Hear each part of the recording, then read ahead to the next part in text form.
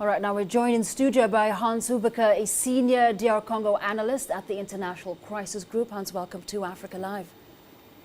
Now, we've seen days of protests in the DRC, often violent, and now we've also seen the Senate decide to amend that bill that could possibly have delayed elections. Were these protests then effective in making that change?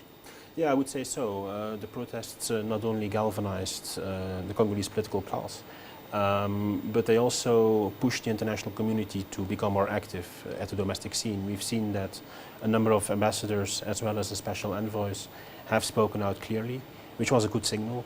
As Senate President Congo himself said, they listened to the voice of the street. Not only the street, and I think it's important to underscore that also internationals played their role here. A thing you can say about these protests is that it's not sure how and who orchestrated and who is behind it or who will be able to capitalize on it.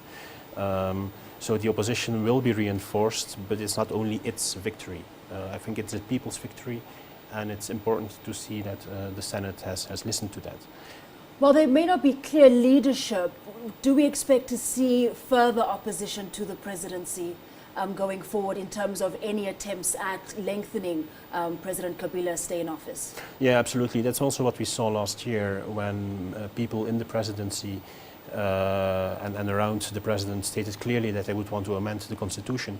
We've seen the opposition, Catholic Church, a number of other civil society groups, also importantly in the area where the president has his strongest position in Katanga, react strongly. So the fragilization is also happening within the majority. So no, this is going to continue to galvanize. We've seen also in December last year that the governor of Katanga province has taken his distance from this. So there's a number of formidable forces collecting against this ploy. Now, the international community has also expressed concern about these developments in the DRC. The UN also urging for dialogue between the respective parties. Is there room for political dialogue? Well, someone will have to mediate. I don't see the government or the opposition willing to step down. Of course, we still have to see if Senate and National Assembly will come to a joint position on the law that both have a different version on. I hope the National Assembly and the government will see that they have to follow the direction taken by the Senate, and that could be something that the opposition could play on to also make some movements from its side. But you will have to have some form of mediation, either by the UN, who has it in its mandate, but it has never been applied so far. There have been attempts, but the government has always shied away from any kind of international involvement. Or from the African side. I think that it's interesting that the African Union Special Envoy joined the other special representatives in the declaration they did a few days ago. But it would be good to see the African Union and its instruments that deal with these type of challenges to get on board, as well as SADC and a number of other sub-regional organizations. The region was instrumental in the elections in 2011. They are a source of legitimacy also for a sitting power. So it would be good for them to really get involved in the domestic politics and not only focused and it remains very important in the complex situation in Eastern DRC. Yeah.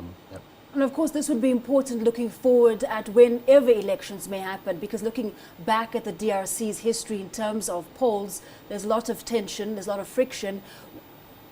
Would you say that any power transition further on, would that go smoothly? Well, it's too hard to predict. I think, as we also stated yesterday, I think it would be a historic step if Kabila would take the decision to respect the constitution and to really play along the games. Of course, this is not only an individual case. I mean, this goes much deeper than the person of Kabila himself.